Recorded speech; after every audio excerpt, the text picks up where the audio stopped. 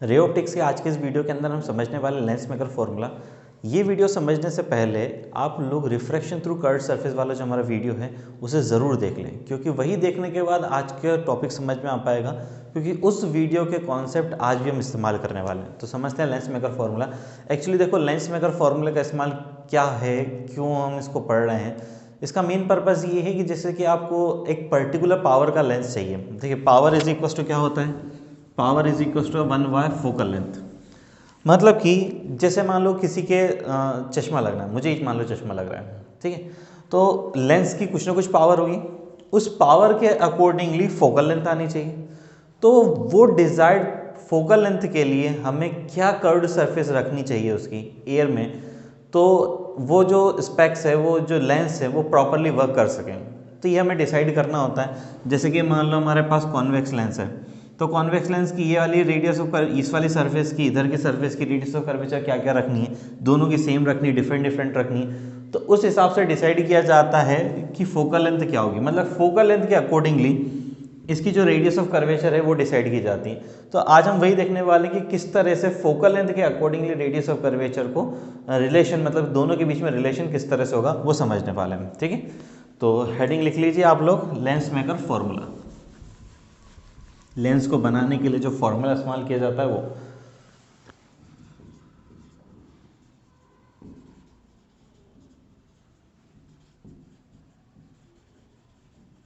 Lens maker formula. इसमें actually क्या concept लगा रहे हैं समझना। ये हमारे पास मान लो कि कर्व्ड सरफेस है, it is bulging out, it is a convex surface. ये इसका पोल कहलाता है, इसको हमने P1 नाम दिया। देखो, लेंस में एक्चुअली क्या होता है, दो सरफेसेस हैं, ये वाली और ये वाली। ये फर्स्ट सरफेस हो गई, ये सेकंड सरफेस हो गई। तो पहले हम क्या कर रहे हैं, फर्स्ट सरफेस के लिए बात करते हैं, फिर बाद में हम सेकंड सरफेस के लिए देखेंगे। फर्स्ट सरफेस यहाँ पर है। Late us assume object is placed at point O। यहाँ पर कोई ऑब्जेक्ट रखा हुआ है, ऑब्जेक्ट से लाइट आती है, इस तरह से आ रही है। इस लाइट रे को कहते हैं इंसिडेंट लाइट रे। ऑब्जेक्ट जिस मीडियम में रखा हुआ है उसका रिफ्रैक्टिव इंडेक्स है μ1, और जो लेंस मटेरियल है उसका रिफ्रैक्टिव इंडेक्स है μ2। ये हमने अजम्पशन ले रखा है कि ऑब्जेक्ट जिस मीडियम में रखा हुआ है उसका रिफ्रैक्टिव इंडेक्स μ1 है, और जिस मीडियम जिस मटेरियल का लेंस बना हुआ है उसका रिफ्रैक्टिव इंडेक्स μ2 है। अब रिफ्रैक्शन की फिनोमेना देखने के लिए हमें नॉर्मल बनाने की ज़रूरत होती है।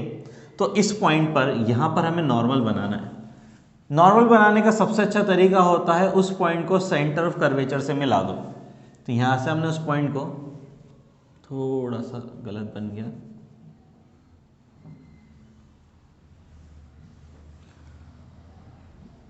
यहाँ पे जाकर मिल रहा है, मान लो थोड़ा सी सीधी लाइन और बना दे भाई। ये यहाँ पर ये सेंटर ऑफ कर्वेचर हमने बना दिया।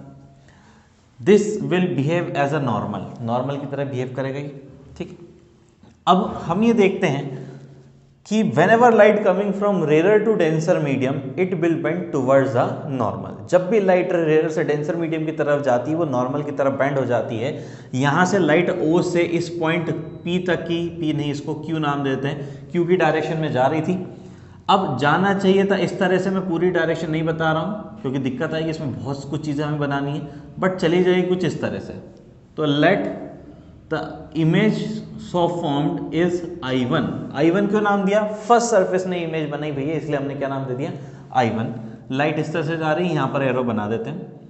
अब क्या हुआ है कि यहाँ पर एक इंसिडेंट लाइट रहे OQ, एक रिफ्रैक्टेड लाइट रहे QI', ये हमारे पास नॉर्मल हो गया QC। स्नेल्स लॉ लगाते हैं। स्नेल्स लॉ कहता है refractive index of the first medium with respect to second medium, is equal to sine i, यहाँ पर एंगल ऑफ इंसिडेंस, यहाँ पर angle of refraction, sine i upon में साइन आर हो जाता है, साइन आई अपॉन में साइन आर होता है, बिल्कुल सही। इसकी अभी हमें कोई ज़रूरत नहीं है, ठीक है। अभी तो हम क्या करते हैं, रिफ्रैक्शन थ्रू कर्व्ड सरफेस की जो फॉर्मूला था हमारे पास उसको लगाते हैं। μ2 by v minus μ1 by u is equal to μ2 minus μ1 by r। ये फॉर्मूला हमारे पास, ऊपर वाले की भी कोई ज़रूरत नहीं है। ये हमारे पास रिफ्रैक्शन थ्रू कर्व्ड सरफेस का एक फॉर्मूला होता है। अब इसमें मैंने आपको लास्ट टाइम बताया था कि μ2 उस मीडियम का रिफ्रैक्टिव इंडेक्स लें जहां पर इमेज फॉर्म हो रही है। ध्यान रखना, वर्ड्स को ध्यान से सुनना। μ1 उस मीडियम का रिफ्रैक्टिव इंडेक्स लें जहां पर ऑब्जेक्ट रखा हुआ है, चाहे रियल हो या वर्चुअल। ऑब्जेक्ट जिस मीडियम में रखा हुआ है उसका रिफ्रैक्टिव इंडेक्स यहां पर रखना है। जिस मीडियम में इमेज बन रही है उसका रिफ्रैक्टिव इंडेक्स यहां पर रखना है, μ2 माइनस μ1 अपॉन में radius of curvature. Let us assume the radius of curvature of the first refracting surface is r1। First क्यों मान रहे हैं, r1 क्यों मान रहे हैं, क्योंकि पहले वाली की हो सकता है दूसरी वाली सरफेस की कोई दूसरी हो। हम एक जनरलाइज फॉर्मूला निकालना चाह रहे हैं। ऑब्जेक्ट जिस मीडियम में रखा उसका रिफ्रैक्टिव इंडेक्स μ1 ही है, इमेज जिस मीडियम में बन रही है उसका रिफ्रैक्टिव इंडेक्स μ2 ही है, सब कुछ सही है। अब एक अजम्पशन और ले लेते हैं, the image formed by the first refracting surface is at I1 and the distance of this I1 from pole P1 is V1। ये हमने पहला अजम्पशन ले लिया, तो ये सारी वैल्यूज रख देते हैं। तो μ2 अपॉन में V1 is equals to minus μ1 upon में U is equals to μ2 minus μ1 upon में R1। ये R1 हो जाएगा क्योंकि रेडियस ऑफ कर्वेचर R1 मान रखी है, और ऑब्जेक्ट की डिस्टेंस U हमने अजम्पशन ले रखा है। ये सारा सब कुछ मानने के बाद हम काम कर रहे हैं। अब इसी डायग्राम में आगे समझना, इसी डायग्राम में क्या हो रहा है कि कोई ये एक सरफेस से तो बाउंड है नहीं, ये तो दो सरफेस से बाउंड है। तो दूसरी सरफेस मान लो कुछ इस तरह से रखी हुई है, ठीक है, ये दूसरी सरफेस है। लाइट एक्चुअल में जा रही थी इस रास्ते से, बट ये जा नहीं पाएगी। ये तो हमने ऐसे ही बता दिया था समझाने की कि लाइट भैया इस रास्ते से जा रही है, लेकिन जा नहीं पाएगी क्योंकि कर्व्ड सरफेस मिली दूसरी। अब देखो लाइट कुछ इस रास्ते को फॉलो करते हुए जा रही है। व्हेनेवर लाइट कमिंग फ्रॉम अंदर वाला मीडियम का रिफ्रैक्टिव इंडेक्स μ2 है, और जो बाहर मीडियम है अगेन वापस से पहला वाला आ जाता है, उसका रिफ्रैक्टिव इंडेक्स μ1 आ जाएगा। तो ये जो मीडियम है μ1 है, इसका रिफ्रैक्टिव इंडेक्स μ2 है। लाइट देखो μ2 वाले मीडियम से μ1 वाले मीडियम की तरफ जा रही है, मतलब डेंसर से रेयर की तरफ जा रही है। इस सरफेस पे अगर हम क्या बनाएंगे, यहाँ पे नॉर्मल बनाएंगे, क्योंकि इस सरफेस का सेंटर ऑफ कर्वेचर इधर आएगा। इस सरफेस से नॉर्मल हमको बनाना है। Whenever light coming from denser to rare medium it bend away from the normal, normal से दूर हट के जाएगी, इमेज इस तरह से यहाँ पर बन जाएगी आई। फाइनल इमेज यहाँ पर बन, देखो लाइट आई ऐसे लेंस के अंदर गई और फाइनली इधर जाके चली गई। ठीक, नॉर्मल भैया चलो नॉर्मल बना लो, यहाँ पर एक नॉर्मल बनेगा। जैसे कि मान लो let us assume this be the centre of curvature, इसको C1 नाम दिया हमने, पहली वाली सरफेस का है। इस सरफेस को हम C2 नाम दे देते हैं क्योंकि सेकंड सरफेस के लिए यहाँ से हम इस पर एक नॉर्मल बनाते हैं। इस पर्टिकुलर पॉइंट से यहाँ से नॉर्मल बनाया, नॉर्मल से देखो दूर हट रही है, जा रही थी इस रास्ते से और दूर चली गई। इस पॉइंट पे क्या बन गया, इमेज। ये वाली सरफेस पोल की तरह बिहेव करेगी और यहाँ से जो डिस्टेंस लेंगे वो हम क्या लेंगे, v। This is the final image v। यहाँ पे ये जो पॉइंट है I1 सेकेंड सरफेस के लिए, ध्यान रखना ये अब ऑब्जेक्ट नहीं है सेकेंड सरफेस के लिए। सेकेंड सरफेस के लिए ऑब्जेक्ट I1 हो जाएगा। So this will behave as a object, तो इसको हम u डिस्टेंस ले लेंगे। और ये एक्चुअली में कितनी दे रखी है, v1 ही दे रखी है। अब आप कहोगे कि सर यहाँ से लेके यहाँ तक v1 है, नहीं, ये दोनों पॉइंट हम अजम्पशन ले रहे हैं कि बहुत ही पास है, तो this distance is also assumed as v1। ठीक है, तो यहाँ से यहाँ तक की डिस्टेंस भी v1 ले लेंगे हम। ये जो डिस्टेंस है वो इमेज फॉर्म हो रही v हो जाएगी। And this will be the radius of curvature for the second surface, इसको हम r2 ले लेंगे। ठीक है, अब ये जो मैंने ग्रीन से बनाया है ये वाला हम इस्तेमाल कर रहे हैं सेकंड सरफेस के लिए। जो कुछ भी ग्रीन से वो सब सिर्फ और सिर्फ सेकंड सरफेस के लिए, जो आपको ब्लैक से दिख रहा है वो किसके लिए, फर्स्ट सरफेस के लिए। ये चीज़ ध्यान में रखना। अब हुआ क्या, इसको समराइज कर लेते हैं। लाइट ऐसे आ रही थी, यहाँ पर रिफ्रैक्शन हुआ, ऐसे जाना चाह रही थी, तो वर्चुअल इमेज फॉर्म हुई I1 bye the first refracting surface. पहली रिफ्रैक्टिंग सरफेस ने वर्चुअल इमेज बना दी है I1। अब ये जो I1 है ये ऑब्जेक्ट की तरह बिहेव करेगा सेकंड सरफेस के लिए। तो ये यहाँ से लेके यहाँ तक देख लो, हमने ऑब्जेक्ट डिस्टेंस मान ली है, इसको v1 नाम दे रहे हैं। ऑब्जेक्ट डिस्टेंस v1 हो चुकी है। फाइनल इमेज जो बन रही है वो इस पॉइंट पे बन रही है, क्योंकि whenever light coming from denser to rare medium, अंदर वाला जो लेंस है उसका रिफ्रैक्टिव इंडेक्स μ2 मान रखा है, बाहर जो मीडियम है उसका रिफ्रैक्टिव इंडेक्स μ1 मान रखा है। ये डेंसर मीडियम है, rare medium. Whenever light coming from denser to rare medium it bend away from the normal. तो नॉर्मल कुछ था ऐसा, कहाँ गया नॉर्मल, ये था नॉर्मल।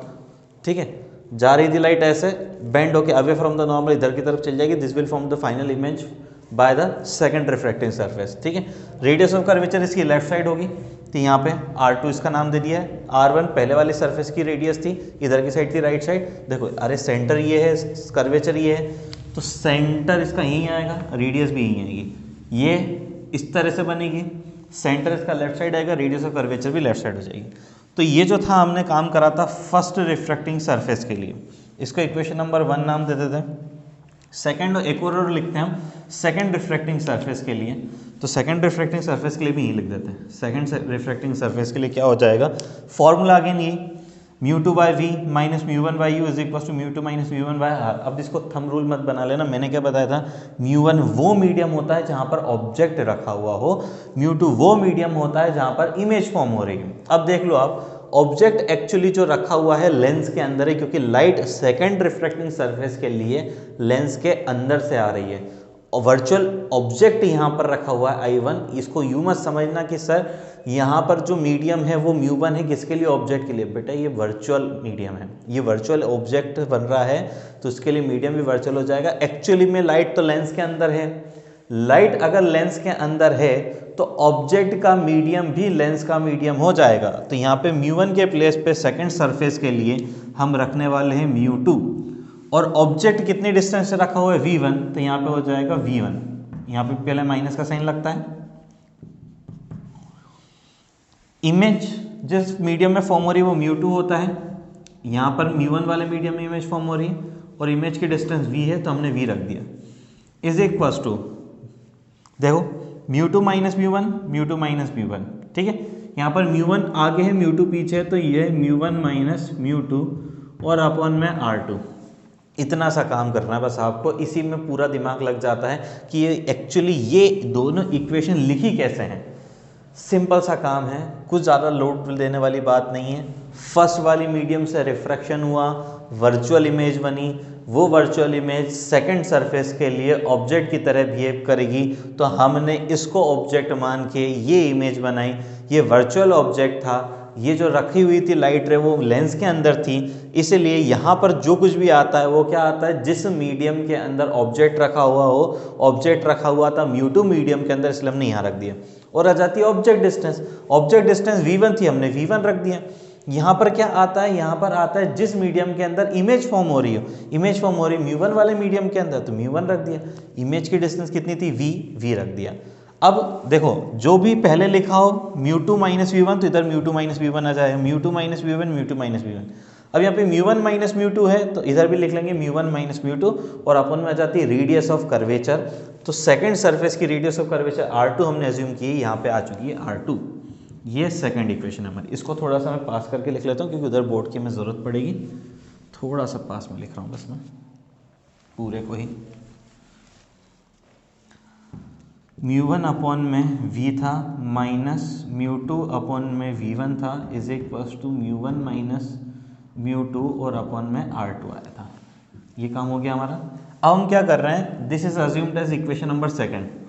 फर्स्ट और सेकंड इक्वेशन को ऐड करा देते हैं। फर्स्ट और सेकंड इक्वेशन को क्या करा रहे हैं, ऐड। तो आप देखना LHS में क्या लिखा हुआ है, μ1 इधर सॉरी μ2 है, μ2 अपॉन में v1 माइनस μ1 अपॉन में u, यहाँ पे ऐड करना है तो इस इक्वेशन को प्लस करते हैं, प्लस μ1 अपॉन में v माइनस μ2 अपॉन में v1। ये हो गया हमारे पास। इधर RHS देखते हैं, μ2 minus v1 upon R1 is equal to μ2 minus μ1 upon में R1 प्लस μ1 माइनस μ2 अपॉन में R2। ये हमने RHS दोनों का ऐड कर लिया। कुछ चीज़ है कट हो सकती हैं, ये कट कर दिया। अरेंज करके लिख रहे हैं, μ1 अपॉन में v माइनस μ1 अपॉन में u is equal to μ2 minus μ1 upon में R1 प्लस μ1 माइनस μ2 अपॉन में R2। थोड़ा सा μ1 कॉमन ले सकते हैं, 1/v minus 1/u is equal to, अब देख सकते हो आप इधर μ2 माइनस μ1 लिखा हुआ है, इधर μ1 माइनस μ2 लिखा हुआ है। सेकंड टर्म से माइनस का साइन कॉमन लेंगे तो μ2 हो जाएगा प्लस का, μ1 हो जाएगा माइनस का। इसको थोड़ा सा रीअरेंज करके लिख रहा हूँ मैं, μ2 minus μ1 upon R1 minus μ2 minus μ1 upon में R2। दोनों से देख सकते हो, न्यूमरेटर से mu two minus mu one common आ जाएगा, 1/v minus 1/u is equal to mu two minus mu one 1/r1 minus 1/r2। ठीक है, इस म्यू वन को अपॉन में ले जाते हैं, 1/v minus 1/u is equal to mu two minus mu one by mu one 1/r1 minus 1/r2। ये हमारे पास एक फॉर्मूला है। इस फॉर्मूले में क्या कर रहे हैं, एक अजम्पशन ले लेते हैं। अजम्पशन क्या लेते हैं हम, लेट ऑब्जेक्ट अगर इन्फाइनाइट पे रखा हो तो u के प्लेस पे क्या ले लेंगे हम, इन्फाइनाइट। ऑब्जेक्ट कहाँ रखा हुआ है, इन्फाइनाइट पे रखा हुआ है, तो इमेज फॉर्म होती है फोकस पे, तो इमेज डिस्टेंस होगी वो बन जाएगी फोकल लेंथ। ये अजम्पशन हम रख देते हैं कि ऑब्जेक्ट कहाँ रखा हुआ है, इन्फाइनाइट पे, तो इमेज का फॉर्म होती है फोकस पे, ये फिक्स है। तो यहाँ पे u के प्लेस पे इन्फाइनाइट रख देंगे, v के प्लेस पे f रख देंगे, तो फॉर्मूला बनता है 1/f माइनस 1/इन्फाइनाइट 0 होता है, लिखने से कोई सेंस नहीं है, mu two minus mu one by mu one, और इधर हो जाएगा 1/r1 माइनस 1/r2। ठीक, अब ये आ चुका है हमारे पास लेंस मेकर फॉर्मूला फाइनल, जो हमें इस्तेमाल करना है। इसमें आप देख सकते हो दोनों में कंपेयर कर रहे हैं, अगर हम इस इक्वेशन और इन दोनों इक्वेशन में कंपेयर कराएं तो RHS साइड दोनों का सेम है, तो LHS must be same. LHS अगर मस्ट बी सेम होना चाहिए तो then 1/v minus 1/u is equal to 1/f होना चाहिए। एक और ये हमें फॉर्मूला मिला है, आपने बहुत बार देखा होगा, इस फॉर्मूले को कहते हैं लेंस फॉर्मूला। ये जो ऊपर वाला फॉर्मूला है इसे कहते हैं lens maker formula, and this is called lens formula. Lens फॉर्मूले का इस्तेमाल इसलिए किया जाता है जब लेंस बन चुका है, फोकल लेंथ डिसाइड हो चुकी है, ऑब्जेक्ट हमें पता है कहाँ रखा हुआ है, हमें पता करना है इमेज कहाँ फॉर्म हो रही है। मतलब इन तीनों क्वांटिटीज़ में से कोई भी दो क्वांटिटी हमें पहले से पता होंगी, थर्ड क्वांटिटी फाइंड आउट करने के लिए हम इस फॉर्मूले का इस्तेमाल करने वाले हैं। ठीक है, इस फॉर्मूले का इस्तेमाल कब करेंगे हम, इस फॉर्मूले का इस्तेमाल करेंगे हम जब हमें रेडियस ऑफ कर्वेचर पता करनी हो, या रेडियस ऑफ कर्वेचर गिवन हो, फोकल लेंथ निकालनी हो, पहले मीडियम का रिफ्रैक्टिव इंडेक्स, दूसरे का रिफ्रैक्टिव इंडेक्स, कुछ इस तरीके की क्वांटिटी जब गिवन हो, तब हम इस मीडियम का इस्तेमाल, इस फॉर्मूले का इस्तेमाल करने वाले हैं। ठीक है, इसमें हमें एक काम और करना है कि अगर मान लो हम ये असम्पशन ले लेते हैं कि लेट, एक असम्पशन और ले रहा हूँ मैं इधर, लेट म्यू वन की वैल्यू हम 1 ले लेते हैं, मतलब कि जो फर्स्ट मीडियम है वो हमारा एयर हो जाए। मान लो फर्स्ट मीडियम क्या हो जाए, एयर, एंड म्यू टू के प्लेस पे सिर्फ और सिर्फ म्यू ले लेते हैं, जो भी सेकंड मीडियम हो वो म्यू टू ले लेते हैं, तब ये फाइनल फॉर्मूला हो जाएगा 1/f is equal to mu two minus 1, क्योंकि अपॉन में तो 1 आ जाएगा, उससे लिखने से कोई फर्क पड़ेगा नहीं, 1/r1, r1 आएगा 1/r1 माइनस 1/r2। ये एक और फॉर्मूला है, ये आप तभी इस्तेमाल करें जब आपका फर्स्ट मीडियम एयर हो, और मैं तो यूँ कहता हूँ कि इस फॉर्मूले को इस्तेमाल करने से बचें। जब आपके पास ये फॉर्मूला है, ये हर बार सही आंसर देगा और इसमें क्लियर कट पता चल जाएगा आपको फर्स्ट मीडियम कौन सा है, लाइट कहाँ से आ रही है, लेंस का रिफ्रैक्टिव इंडेक्स क्या है, वगैरह वगैरह सब कुछ पता चल जाएगा। इस फॉर्मूले को यूज़ करने से बचें, हमेशा इस फॉर्मूले का यूज़ करें। तो ये फॉर्मूला है हमारे पास लेंस मेकर फॉर्मूला। इससे रिलेटेड एक दो क्वेश्चंस कर लेते हैं ताकि आपको क्लियर कट अंडरस्टैंडिंग हो करना किस तरह से क्वेश्चन। तो एक बार इसको नोट कर लें, चाहे तो स्क्रीनशॉट ले लें इसको। ठीक है, वैसे स्क्रीनशॉट लेने से ज़्यादा अच्छा है आप लोग इसको नोट ही कर लें, क्योंकि मुझे पता है आप लोग एक चैनल से नहीं बहुत सारे चैनल से पढ़ रहे होंगे। उन बहुत सारे चैनलों में आप लोगों ने अलग अलग टॉपिक के अलग अलग स्क्रीनशॉट ले रखे हैं, और उन स्क्रीनशॉट को दोबारा खोलने का टाइम भी नहीं मिलता होगा। तो इसलिए वीडियो को पॉज करके उसे तुरंत नोट कर लोगे तो बेनिफिट मिलेगा, कॉपी में रहेगा, कॉपी टर्न करके कम से कम देख तो सकते हो। लेकिन मुझे पता है मोबाइल अगर एक बार ऑन कर लिया, इतने ज़्यादा उसमें डिस्ट्रैक्शन है, पढ़ ही नहीं पाओगे उसमें, क्योंकि जैसे मोबाइल ऑन करा एक नोटिफिकेशन आया, एक पॉपअप आ गया, किसी का उसका टेलीग्राम आ गया, उसका व्हाट्सअप आ गया, बहुत ज़्यादा प्रॉब्लम आएगी। भाई कॉपी में नोट कर लो, ज़्यादा अच्छा है। एक क्वेश्चन ही दे रखा है, find the focal length of lens having refractive index 1.5 by convex बोल रखा है, by convex lens having refractive index 1.5 and radius of curvature 30 centimetre. अब इसमें क्या बोल रहा है कि फोकल लेंथ हमें फाइंड आउट करनी है, बाई कॉन्वेक्स लेंस है जिसका रिफ्रैक्टिव इंडेक्स 1.5 दे रखा है, centre of curvature radius of curvature दे रखी है 30 सेंटीमीटर। सबसे पहले डायग्राम बना के थोड़ा सा क्या है इसको टॉपिक को क्लियर कट कर लेते हैं कि हो क्या रहा है यहाँ पे। ये पहली वाली सरफेस है, ये दूसरी वाली सरफेस है। इस वाले की रेडियस ऑफ कर्वेचर 30 है, दूसरे वाले की भी 30 है, क्योंकि बाई कॉन्वेक्स है। जब बाई कॉन्वेक्स आ जाता है ना तो दोनों साइड की जो रेडियस ऑफ कर्वेचर वो सेम आ जाती है। अब किसकी पॉजिटिव लेनी, कहाँ नेगेटिव लेनी, इसको ध्यान से समझना। जैसे कि हमारे पास कॉन्वेक्स लेंस है, तो कॉन्वेक्स लेंस में पहली वाली सरफेस ही है, इसकी रेडियस राइट साइड होगी तो ये पॉजिटिव हो जाएगी। दूसरी वाली सरफेस ये, इसकी रेडियस लेफ्ट साइड होगी तो ये नेगेटिव हो जाएगी। देखो right side distance positive, left side वाली नेगेटिव, ठीक। उसके बाद हमारा कॉनकेव लेंस हो जाता है। कॉनकेव लेंस में पहली वाली जो सरफेस है उसकी radius of curvature left side होगी तो वो नेगेटिव, तो R1 यहाँ पर नेगेटिव होगी, R1 यहाँ पर पॉजिटिव होगी, यहाँ पे R2 पॉजिटिव होगी, यहाँ पे R2 नेगेटिव होगी। तो इस चीज़ को ध्यान में रखें, साइन कन्वेंशन का प्रॉपर यूज़ करें, तब जाके आपको आंसर आ जाएगा। अब एक और चीज़, ये जो हमारा कॉन्वेक्स लेंस होता है इसकी जो फोकल लेंथ होती है वो पॉजिटिव होती है। ये जो हमारा लेंस होता है इसकी फोकल लेंथ जो होती है वो नेगेटिव होती है। क्यों और ये नेगेटिव समझना, हमने क्या अजम्पशन लिया था, ये अजम्पशन हमारे पास बहुत मैटर करता है कि जब ऑब्जेक्ट इनफाइनाइट पर रखा हो तो इमेज कहाँ फॉर्म हो रही है। तो जहाँ पर भी इमेज फॉर्म होती है वो डिस्टेंस हमने फोकल लेंथ मान रखी है और वही हमारी फर्स्ट प्रिंसिपल फोकल लेंथ होती है जिसको हम अज्यूम करके इस पूरा क्वेश्चन सॉल्व करते हैं। इसमें ऑब्जेक्ट अगर इनफाइनाइट पर रखा हो तो this is the converging type of lens, तो ये यहाँ पर इस पॉइंट पे कन्वर्ज कर देता है। अब आप देख सकते हो फोकल लेंथ राइट साइड है इसलिए पॉजिटिव ले रखी है। इसमें क्या होता है, इनफाइनाइट से जब लाइट रेज आती है तो इसका नेचर जो होता है डाइवर्जिंग टाइप का होता है, तो ये डाइवर्ज करता है तो वर्चुअल इमेज बनती है वापस से बैक साइड एक्सटेंड करने पर। तो ये जो डिस्टेंस नेगेटिव है इसलिए फोकल लेंथ यहाँ पर जो फर्स्ट प्रिंसिपल फोकल लेंथ है वो हम नेगेटिव लेते हैं। तो ध्यान रखना, मैंने आपको दो अजम्पशन बताए हैं कि इसमें शायद बहुत ज़्यादा मिक्स मसाला हो गया हो। फर्स्ट प्रिंसिपल फोकल लेंथ क्या होती है, जब ऑब्जेक्ट इनफाइनाइट पर रखा हो, इमेज जिस पॉइंट पर फॉर्म होती है उस पॉइंट को कह दिया जाता है फर्स्ट प्रिंसिपल फोकल लेंथ। चलिए इस क्वेश्चन को सॉल्व करते हैं।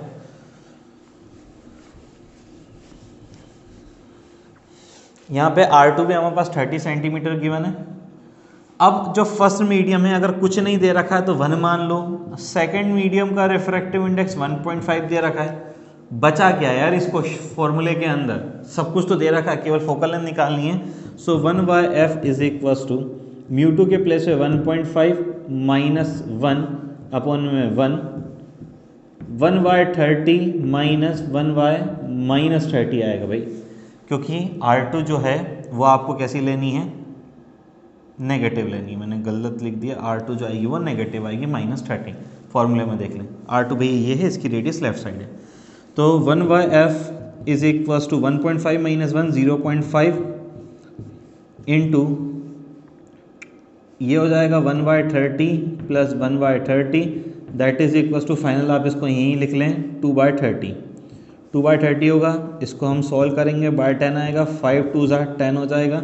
ये 1/f जो बचने वाला है 1/f is equals to 1/30, so focal length आ जाएगी 30 सेंटीमीटर।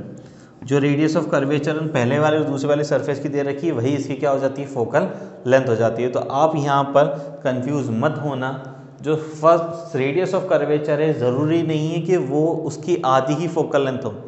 ये हमारे पास लेंस वाला काम नहीं, मिरर वाला काम नहीं कर रहे हैं कि मिरर में रेडियस ऑफ कर्वेचर उसकी आधी फोकल लेंथ ले लेंगे, ये गलती कर बैठते हैं बच्चे। तो रेडियस ऑफ कर्वेचर आप देख सकते हो 30 सेंटीमीटर दे रखी थी, फोकल लेंथ भी 30 सेंटीमीटर आ गई है, तो इस कन्फ्यूज़न को ख़त्म कर देना, ठीक है। और भी क्वेश्चंस कर सकते हैं इससे रिलेटेड, आप लोग बुक से क्वेश्चंस करें, और नेक्स्ट वीडियो के अंदर हम इसके आगे के टॉपिक को समझने वाले हैं, और इकट्ठे जब ये पूरा टॉपिक हो जाएगा तब इसके बहुत सारे क्वेश्चंस की प्रैक्टिस भी हम करेंगे जो इंपॉर्टेंट क्वेश्चन होंगे। तो अभी के लिए केवल इस वीडियो के अंदर इतना ही, ओके।